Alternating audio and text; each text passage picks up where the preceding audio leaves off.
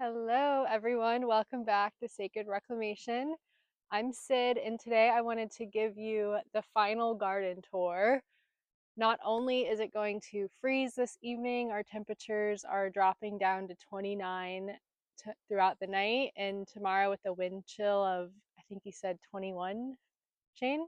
So with the wind tomorrow, it's going to feel like 21. Today is the day to say goodbye to the beautiful garden that we built this summer. And also, we are leaving this garden at the end of the month. So, this is truly, truly a goodbye for the season and goodbye for who knows till when. But I thought I would give you guys one little look around before everything that is frost tender turns to mush. So, we can start over here. This was our in-ground bed. Our marshmallow root kind of already bit the dust. I was out of town last week and it needs a lot of water, so it didn't really make it. We've got our roselle that we just harvested a ton of tea from. Our beautiful Thai basil. I just cut back this pepper that I forget what the disease was, but it had a disease on it, so I just cut it back. So over here we've got our okra plant that was once like way taller than me, but I stopped picking them to get the little seeds. And then this is just our leaning tower of okra. We've got some sage and cosmos in this bed, some mustard greens, those should be fine over the frost, some chamomile that will actually thrive in this cooler weather. Mexican tarragon, these were really, really beautiful. You can come closer and show these. So just for a fun little experiment, we had put some chia seeds down on some of the wood. And it was cute, tiny little sprouts. And then now they flowered and they're these gorgeous, like almost ultraviolet flowers that have just kind of taken over the garden in a really beautiful way. And then down here, we've got our lemon basil and just some zinnias. Um, the bees have been loving it. Over here is really the star of the show. This year was the roselle, the hibiscus. And so sad, these are all like putting on a whole new flush. I've harvested a ton of hibiscus off of here, but these are definitely frost tender. So I won't be surprised if this is just complete mush tomorrow morning when we come out. In this bed, I have some more herbs, oregano, flowers, cosmos, a little tomato, marigolds, some kale. I've also planted beets all in both of these beds. So those will stay. I've got Brussels sprouts, some broccoli. So there are things in here that will stay. It's frost hardy, but a lot of the stuff in the bed from the summer is, it's a pretty bird, is frost tender. Over here I've got my cute little watermelon.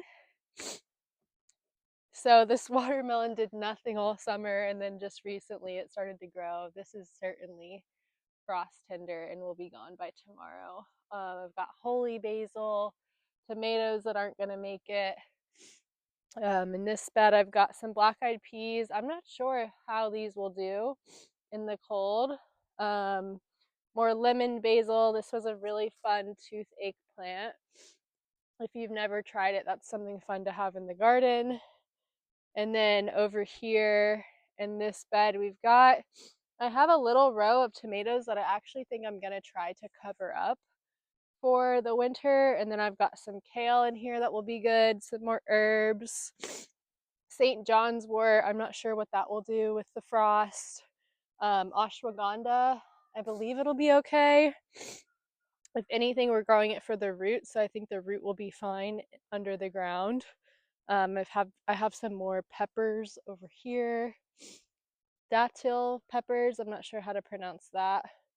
And this was a Jalisco pepper. Those will be toast. You can dig up peppers and bring them inside and overwinter them so that you're ahead in the spring. Also got arugula in here. I have broccoli, Swiss chard, another black-eyed pea, and tomato. This definitely needs to be eaten. I might try it and cover this stuff, but that's always a gamble. Those are really yummy. I forget which ones these were. Super sweet 100. The citrus trees will be fine. And then I have my little loofah plant over here that has 2 loofahs. I'm not sure what that's gonna do. So usually I like to be really well researched and prepared, and I would do a bunch of stuff, but I just got back in town and needing to let go anyway. So I'm kind of just gonna learn by doing and see what happens tomorrow morning. Um, I have some cilantro starts and little kales over here. I think cilantro will be okay. I guess we'll see. This was my cranberry hibiscus, which I believe will be okay. It's actually getting teeny tiny little flower buds on it. I'm just now seeing. So I don't know. We'll see what this does. I believe this is a perennial. Over here in this bed, this is something new that we did a few weeks ago. This was initially our pumpkin patch that just failed because the bugs ate it all. So we turned it into like a little, I guess a memorial garden for my mom and my best friend's mom. Just planted some pretty flowers that I thought they would love and bordered it with the pine cones, which came out really cute. Um, I'm not sure if those flowers will make it, but over here I've got my fig tree and I've got my comfreys and my green stalk. The green stalk is like a winter green stalk. It's got different lettuces, mustard greens, arugula, chard. There is this one tomato in here. And these aren't quite ready, but I'm just gonna go ahead and pick them.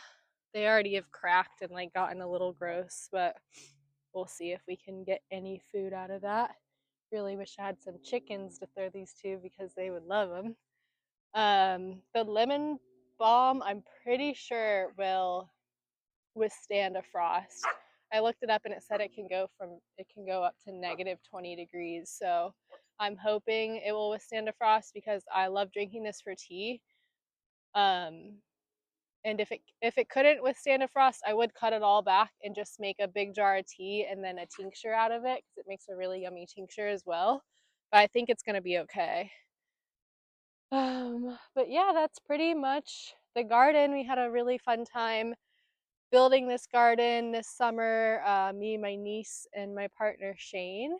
And it's just been a little labor of love, a creation of love. And, at the end of every season, you have to say goodbye.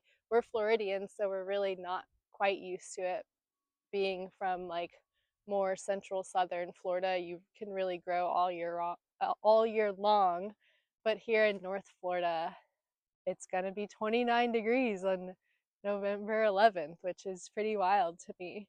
Um, but yeah, I think this garden is a great example of like what to expect when you start a garden the first season.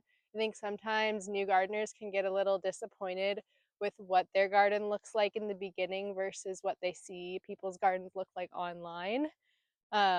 You really have to build good soil and obviously the skill of gardening. So I think this is a beautiful garden. I think it could be way more beautiful, and that's kind of just how it goes in art and creation and creativity and growing and anything. So if you're a new gardener, stick with it, and every year your garden will be more and more beautiful.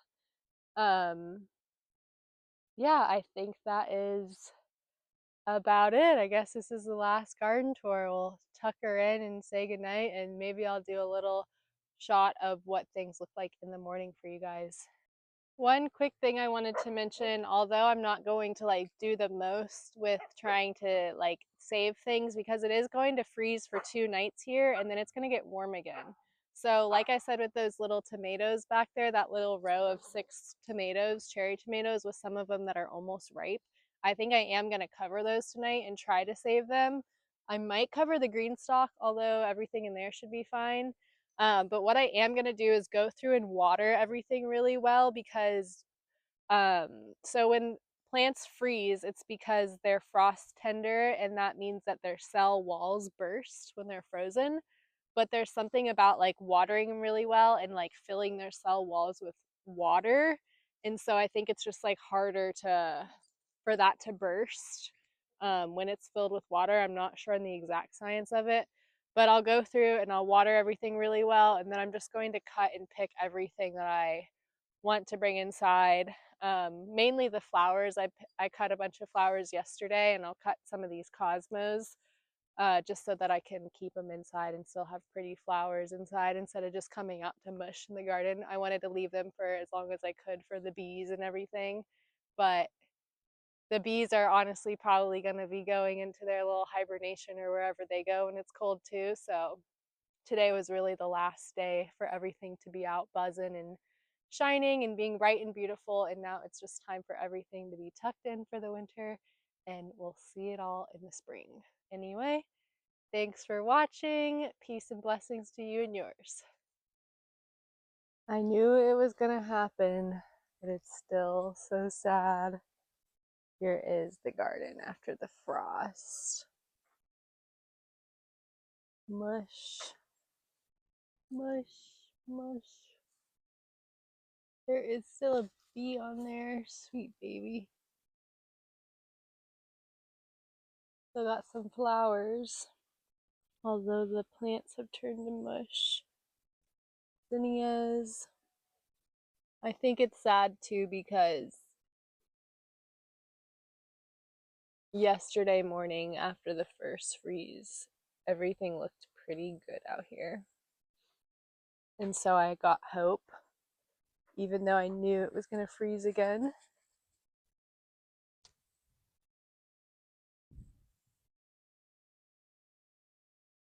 And then coming out today and just, yeah, everything is frozen. This was the bed that I covered in an attempt to save these tomatoes, but they didn't make it even under the cover. I wonder if the fruit will still ripen. Ashwagandha looks great. Yeah, the tomatoes are done. Everything else in here. There's basil that I wasn't holding on to, but everything else in here. The peppers, mush. Our loofah, I did end up harvesting those 2 loofahs, and I'll just eat them as a squash because they were still small. And then this is heartbreaking to me. My lemon balm. I might still try to cut this and make tea today and see if it's still yummy, but yeah, my lemon balm didn't make it, which I'm surprised. And then all my impatience are gone, but I am going to, basically I'm going to try to water and see what happens and see if anything gets salvaged.